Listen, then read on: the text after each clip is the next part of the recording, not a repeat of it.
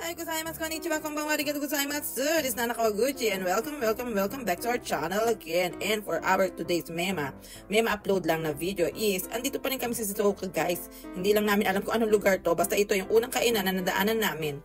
Grabe talagang gutom namin guys. Hindi naman kasi kami na-inform na hanggang 7 PM lang pala mga kainan doon. Ako, buti na lang may kasama kaming Girl Scout, si Romy, at bumili siya ng tinapay at cup ramen. Yun ang kinain namin kagabi. And ayun, inom na agad. Kaya mahilo-hilo nga kami ngayon. Kaya eto, nandito kami. Kain muna tayo guys. Kakain muna kami ng aming first meal of the day. Ito nga palang lugar na to is kainan and bilihan ng mga pasalubong. Kaya kung gusto nyong bumili ng mga pasalubong para sa inyong mga mahal sa buhay, ayan, mga magnet, mga souvenirs, ayan, pwede kayong pumunta dito. Ito nga ang nakakalungkot guys, 2 days na kami hindi kumakain ng kanin. Namiss ko na siya, feeling ko mag-extra rice ba ako nito ng 10. Ang in-order nga namin is set ng isda na may red miso soup, may kanin and appetizer na for only 999 yen lang guys. Kaya ito, dyan na muna kayo at talagang kami gutom na. Tapos na nga kami kumain, mag-CR lang kami and start na naman ng ating road trip. Nandito nga kami sa sasakyan is napagkasundaan namin pumunta or mag-side trip dito sa Mishima. Gusto kasi namin puntahan tong isang tourist attraction dito, yung Mishima Skywalk. Located dito sa Mishima City, Shizuoka Prefecture. Halika, pasok na tayo. Punta tayo dito sa entrance. Itanong natin kung magkano. Ang entrance nga pala dito guys is 1,100 yen for adult, 500 yen for high school students, and 200 yen for elementary students. And alam ko yung mga bata, libre na lang sila below 3 years old. Maganda dito guys kasi dito nyo makikita si Mount Fuji. Kaya lang ngayon, mukhang hindi kami pinalad na makita siya dahil tingnan nyo naman, may nagbabagyang sama ng panahon para mga kilikili lang namin. Ito yung sign ng Skywalk, pwede kayong magpo-pose and mag-picture-picture dyan. Alam nyo ba guys na itong Mishima Skywalk is the longest suspension bridge dito sa Japan na may habang 400 meters. And tinagurian din siyang 3-in-1. Ano yun? Parang kapilang. Bakit? Kasi ito nga kasing Mishima Skywalk is the longest suspension bridge. Tapos from here makikita nyo ang Mount Fuji which is the highest mountain in Japan and the Suruga Bay which is the deepest bay in Japan. O diba? Another trivia na naman yan.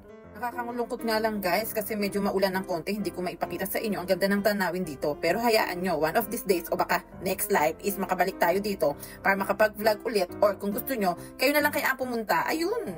Akala ko nga malapit lang siya pag titingnan mo dun sa unahan ng tulay. Abay, nung naglalakad na kami, naku pa lang napagtanto na medyo mahaba-haba din pala ang 400 meters.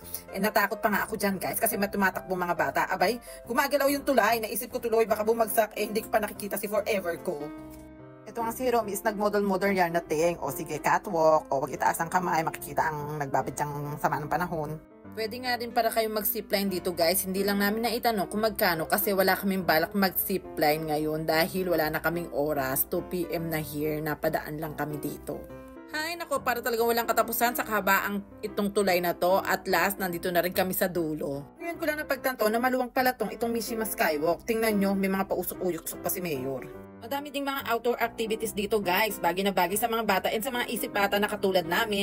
Ayun yung tinatawag na Segway, di ba? Ang sarap. Sana masakyan namin yan pagbalik namin dito. At may pang malakasang buggy car.